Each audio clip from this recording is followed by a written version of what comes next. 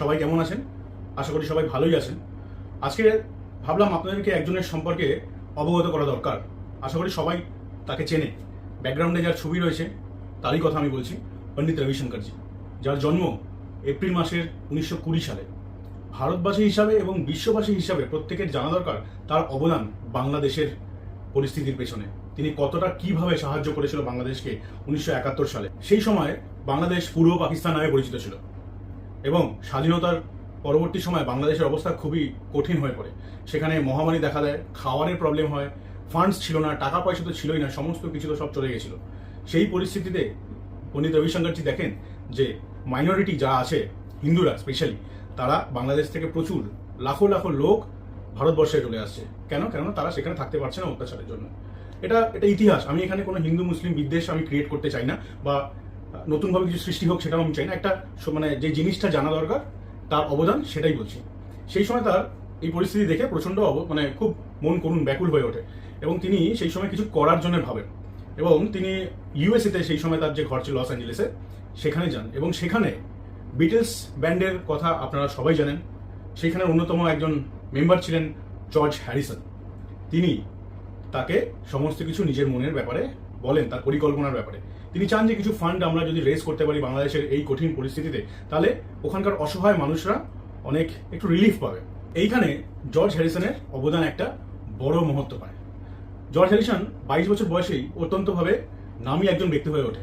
তার কাছে এমন কিছু ছিল না যে সেটা পায়নি, এবং তিনি চাইছিলেন সেই সময় যে আমি আরেকটু কিছু করতে চাই যাতে পুরো গোটা বিশ্ব আমাকে ভালোভাবে মনে রাখতে পারে আমার অবদানের জন্য। ঠিক সেই সময়ই পণ্ডিত রবিশঙ্করজির আগমন ঘটে জর্জ হ্যারিসনের জীবনে।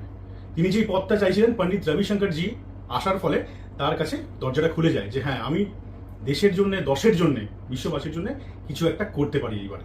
পণ্ডিত রবিশঙ্করজির এইম ছিল সেই সময় অ্যারাউন্ড $25,000 ফান্ড রেজ করা। তিনি যখন এই কথাটা জর্জ হ্যারিসনকে জানান, তিনি বলেন এবং ভাবেন যে রবিজি যেই জিনিসটি চাইছেন $25,000, তার থেকে আমরা প্রচুর বেশি কিছু করতে পারি বাংলাদেশের এই পরিস্থিতির জন্য, মানুষের পাশে থাকার জন্য। সেই সময় আরও কয়েকজন ব্যক্তি রয়েছে যাদের অবদান কিন্তু অনস্বীকার্য। তারা হলেন মহর্ষি মহেশ যোগী এবং ভক্তি বেদান্ত স্বামী প্রভুপদ। স্বামী প্রভুপদ ছিলেন founder of international society for Krishna consciousness. আজকে ইস্কনে ওখানে বাংলাদেশে যেভাবে অ্যাটাক হচ্ছে, সেটা সত্যি মানে বেদনাদায়ক। যারা সেই দেশকে এতটা ভাবে সাহায্য করেছিল 1971 সালে ফান্ড রেজ করার জন্য, সেই প্রতিষ্ঠানকে বারবার আঘাত করা হচ্ছে। আমার মানে সত্যি বলতে খুবই কষ্ট লাগছে। কোন দেশে বাস করছি, এ কারা? আমার মনে হয় না যে স্টুডেন্টরা এই কাজ করছে। যাই হোক, সেই জিনিসটা পাশে থাকুক। আজকে পণ্ডিতজির ব্যাপারে বলতে এসেছি, সেই ইনফরমেশনটুকুই আপনাদের দেবো। জর্জ নিজেরই রেকর্ডিং থেকে একটু ব্রেক নেন। ব্রেক নিয়ে পণ্ডিত রবিশঙ্করজিকে হেল্প করেন একটি ডকুমেন্টারি সাউন্ড ট্র্যাক ফিল্ম করার জন্য, যেটি রাগা নামে বিখ্যাত।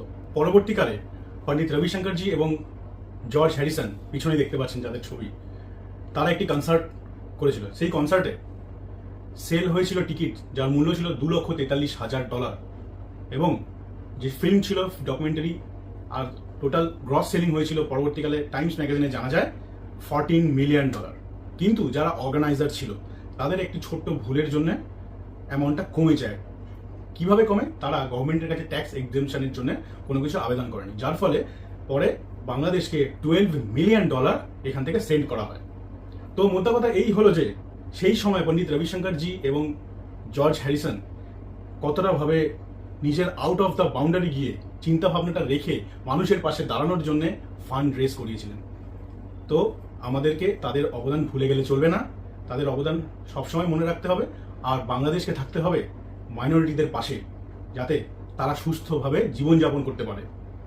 আজকেও বিভিন্ন নিউজ চ্যানেলে দেখা যাচ্ছে বাংলাদেশ থেকে প্রচুর লোক ইন্ডিয়ায় আসার জন্য কাকুতি মিনতি করছে। প্রচুর লোক দাঁড়িয়ে রয়েছে। কেন দাঁড়িয়ে রয়েছে? এমনি এমনি দাঁড়িয়ে রয়েছে? নিশ্চয়ই নয়। বাংলাদেশ আজকে একটা কঠোর পরিস্থিতির মধ্যে দিয়ে যাচ্ছে। তো এটাই প্রে করবো যাতে সব কিছু ঠিকঠাক হয়ে যায়। চলুন, আজকের জন্য এতটুকুই।